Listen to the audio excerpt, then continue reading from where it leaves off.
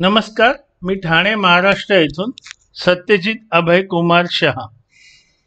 गेले काही दिवस मी अनेकविध विषयांवर माझ्या ELM म्हणजे इक्विटी लिटरसी मिशन अथवा ज्याला मराठीत समभाग गुंतवणूक साक्षरता मोहीम असं म्हणतात, या मोहिमेअंतर्गत अनेक विषयांबद्दल माहिती त्याच्याविषयी तुम्हाला अवलोकन वगैरे करत असतो। थोडक्यात सांगतो, मला माझ्या ही जी चळवळ आहे अथवा ही माझी मोहीम आहे म्हणजे समभाग गुंतवणूक साक्षरता मोहीम, ह्या मोहिमेअंतर्गत मला तुमची छोटीशी मदत लागेल आणि त्याच्यासाठी मी नम्र विनंती करतो की कृपया माझ्या व्हिडिओला तुम्ही लाईक करा, शेअर करा, कॉमेंट करा।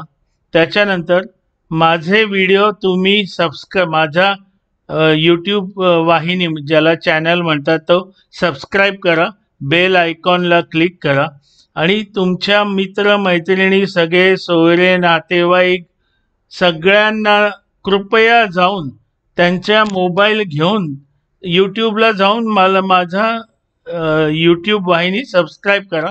कारण तळागाळापर्यंत हे पोचलं ना तर मी काही लोकांना राग येईल, पण मला जास्त करून मराठी माणसाला श्रीमंत बनवायचं, म्हणजे वेल्थ क्रिएट करायची मराठी माणसाची। कारण बहुसंख्य भारतीय अथवा मराठी माणूस चुकीच्या ठिकाणी गुंतवतात, कमी परतावा घेतात आणि मग त्यांना हवे तेवढ्या परतावा न आल्याने त्यांची वेल्थ क्रिएट होत नाही। आजचा विषय खूप महत्त्वाचा आहे। या विषयावर 5-6 दिवसांपूर्वी मी बोललेलो, पण ते खूप वेगात बोललेलो, थोडक्यात बोललेलो। हा विषय आहे रिशफलिंग ऑफ शेअर्स एक्झाम्पल्स, म्हणजे रिशफलिंग कसं करायचं ह्याचे मी काही तुम्हाला आत्ता उदाहरणं घेऊन दाखवतोय, अथवा मराठीत ज्याला म्हणतात पुन्हा फेरबदल, समभागातील पुन्हा फेरबदल। अनेकांना कळालेलं नाही रिशफलिंग का करायचं, कधी करायचं, काय करायचं। आता आपण आपल्या परीने चांगला समभाग घेण्याचा प्रयत्न करतच असतो। पहिलं म्हणजे समभागात मी का गुंतवणूक करतो, आणि मी हे जे सगळं सांगतोय हा माझा स्वतःचा अनुभव सांगतोय। मी का गुंतवणूक करत असतो, कारण मी सुद्धा काही वर्ष सगळ्याकडे गुंतवणूक करून बघितले, जास्त काही त्याच्यातून परतावा मिळत नाही।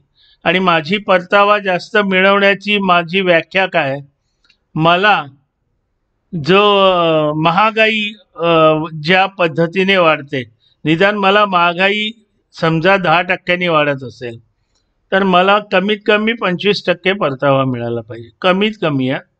आणि माझं ध्येय, माझं स्वप्न 100% हे दरवर्षीचं सांगतोय, हा माझा प्रयत्न असतो। तुमचा काय आहे प्रयत्न मला माहित नाही, किंवा तुमचं ध्येय काय आहे। असो, आता मी समभाग मी कुठल्याही समभागाचं नाव नाही सांगणार, त्याने एका वर्षात म्हणजे आजपासून 1 वर्ष मागे, तर त्या एका वर्षात याचा अर्थ 22 जुलै 2024 ते आजच्या घडीला वजा 5.79% परतावा दिलाय, म्हणजे अंदाजे 6% वर्षाला नुकसान आहे।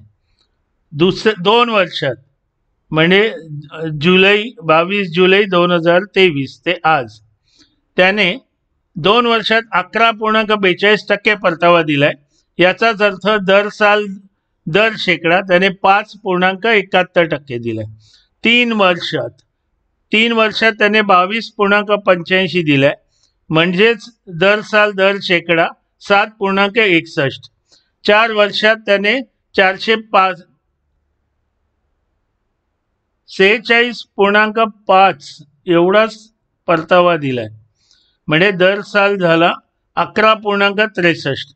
आणि 5 वर्षात त्या समभागाने 31.75, म्हणजे अंदाजे अंदाजे 6.35. हा जर माझ्याकडे असताना मी तर दुसऱ्या किंवा तिसऱ्या वर्षातच त्याला रिशफलिंग केलं असतं. उदाहरण 2, कारण मला एवढे कमी परतावा असलेलं नकोय. उदाहरण 2, दुसरा समभाग आहे. पहिल्या एका वर्षात 24 ते 25 वजा 19.55% म्हणजे 20% नुकसान. 2 वर्षात 9.74% म्हणजे दर साल दर शेकडा 4.9%. 3 वर्षात 3 वर्षात 1.76% म्हणजेच 0.6% दर साल दर शेकडा.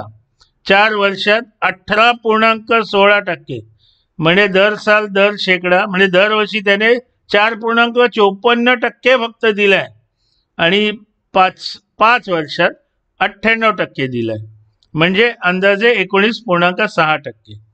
हे ठीक समजू शकतो 5 वर्षात, पण मला जे हवंय, माझी स्वप्न याने पूर्ण होणार नाही.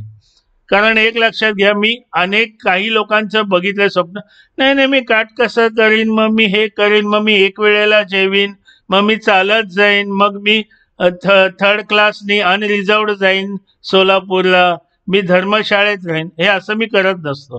कारण मला माझ्या वडिलांनी शिकवलंय, कमवायला शिक आणि मग खर्च करायला शिक. आणि ते सुद्धा इतर उत्पन्न हे कमवायचं असतं, जे तुम्हाला दर महिन्याला पगार अथवा व्यवसायातून मिळतं. ते सोडून सुद्धा इतर उत्पन्न मिळवायचं असतं आणि ते कसं मिळवायचं हे तुम्ही स्वतः शिकलं पाहिजे. आता मी एक तुम्हाला उदाहरण देतो. अकोला महाराष्ट्र येथे शरद म्हणून आपले एक शेतकरी मित्र झालेले आहेत माझ्या या गेल्या 4-5 वर्षाचं जे बघून. तर त्यांनी खूप छान केलंय. म्हणजे ते शेतकरी आहेत आणि हाडाचे शेतकरी आहेत. म्हणजे असं नाही की ते कोणाला शेत चालवायला दिलंय आणि त्यांनी असं केलेलं नाहीये. ते स्वतः शेत चालवत आहेत, म्हणजे स्वतः शेत लावतायत. ते त्यांचं संपूर्ण नाव शरद डोईफोडे. मी नाव शोधत होतो आणि त्यांनी मला पूर्वी सांगितले की माझं नाव लपवायची गरज नाही. हे उदाहरण का सांगतोय, शेतकरी असून शेतातून उत्पन्न असून भले उत्पन्न खालीवर होत आहे, पण ते आता मी जे काही स्टेटस पाठवत असतो गेले 5 वर्ष, ते बघून ते अगदी छानपणे गुंतवणूक करायला शिकलेत. त्यांनी पण मागे चुका केल्या होत्या, पण त्या चुका टाळून करतायत. आता मी तुम्ही म्हणाल तुम्ही फक्त रिशफलिंग करायचं सांगितलं. आता मी रिशफलिंग केल्यावर मी एक समभाग निवडला. मी जी पद्धत माझी अवलंबतो. आणि एक लक्षात घ्या, तुम्ही अनेक जण मला विचारतात फंडामेंटल अनालिसिस कसं करायचं, तुम्ही कसं निवडता. मी पुस्तकी ज्ञानाने जात नाही. मी माझं स्वतःचं वाचन खूप आहे. मला शेअर मार्केट म्हणजे काय हे आहे माहीत आहे.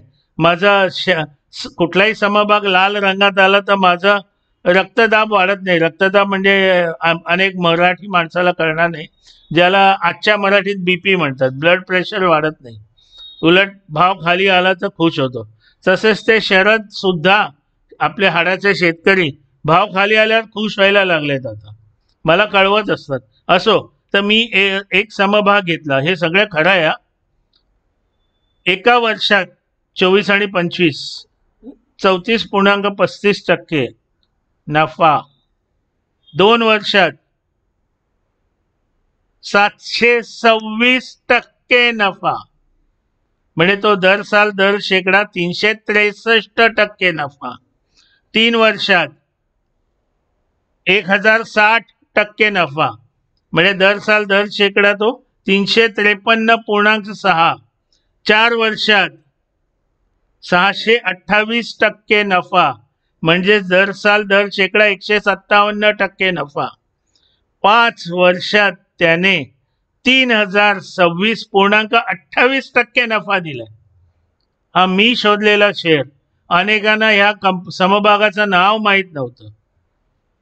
दुर्दैवाने अथवा सुदैवाने मी वेगळ्या पद्धतीने तो समभाग शोधत असतो आणि मग माझ्याकडे जे आणि रिशफलिंग म्हणजे काय, हळू चालणारे न चालणारे हे मला मी ताबडतोब म्हणजे, पण माझे सगळेच समभाग मी विकत नाही, कारण मी त्याचं मूल्यमापन करत असतो आणि कुठलाही समभाग आपण घेतला याचा अर्थ आपलं त्यांच्याशी लग्न झालेलं नाहीये.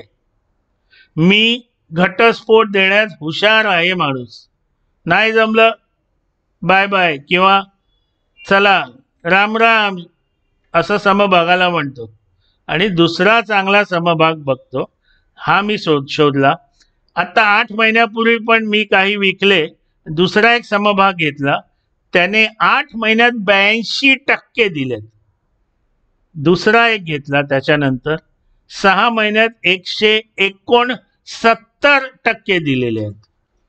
तर तुमच्या काहीतरी लक्षात आलं असेल, आपल्यात अनेक जणांना काय सवय माहिती आहे का, मी खरेदी केलेल्या भावाच्या पेक्षा वर गेल्याशिवाय विकणार नाही. आणि बहुतेक या विषयावर माझा आधी एक व्हिडिओ झालाय, कृपा करून तुम्ही बघा माझ्या चॅनलला जाऊन. असे अनेक मी जरा खरं बोलल्याने अनेकांच्या भावना दुखावतात. अनेक जण भेटलेले आहेत. तर नाही मी तो घेतल्याशिवाय. आता एक लक्षात ठेवा, हा जो कोणी कुठला तुम्ही जरी शफल नाही केला असता, पहिलं जे उदाहरण दिले त्याने 5 वर्षात 6.35% फक्त नफा दिलाय दर शेकडा. म्हणजे 5 वर्षात 31.75%. याचा अर्थ तुम्हाला नफा तर तो त्याने नफा 5 वर्षातला दिला. याचा अर्थ तुमची परचेस प्राइस किंवा तुमची खरेदी किंमत खूप जास्त आहे. म्हणजे आता तुम्ही तोट्यातच आहात. जर मी 1 वर्षात 8 महिन्यात 82%, 1 वर्षात 169% आणि दुसऱ्या ह्याच्यात 5 वर्षात 3000%, म्हणजे माझे 3000% कुठे आणि यांचे 31% कुठे आणि दुसऱ्याचे 98%. म्हणजे तुम्ही माझी जी समभाग गुंतवणुकीची कल्पना आहे किंवा जी मी प्रत्यक्षात आणली आहे, मला तुम्ही आयुष्यात कधी पकडूच शकणार नाहीये. मग तुम्ही 80 वर्षात वगैरे 60 वर्षात तुम्ही कुठे 1000% नफा कमवाल, पण तो मी 5च वर्षात कमवला. आणि आत्ता तर हा 82% 8 महिन्यात आणि दुसरा 6 महिन्यात 169%.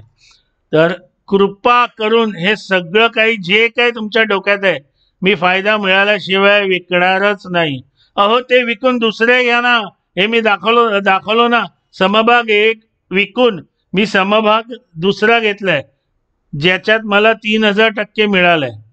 म्हणजे पूर्वी मला जे काही 1, 2, 3 वर्ष नसेल मिळाला परतावा, ते सगळं वसूल झालंय हो. असंच याच पद्धतीने तुम्ही ॲसेट्स कमवायचे असतात. आणि तुम्ही बघा, हे तुम्हाला कोणीही कुठेही कुठल्याही यूट्यूबवर दाखवणार नाहीये. कृपा करून ट्रेडिंग करू नका. कृपा करून ऑप्शन्स फ्युचर्सच्या मागे जाऊ नका. कृपा करून MTF म्हणजे तुमचे समभाग त्यांच्याकडे गहाण ठेवून पैसे घेऊ नका. कृपा करून कर्जाने पैसे घेऊन याच्यात टाकू नका. व्यवस्थितपणे स्लो स्टेडी जा समभाग गुंतवणुकीत. त्याचप्रमाणे माझं एक ठरलेलं महत्त्वाचं वाक्य आहे, have faith, have patience, have conviction.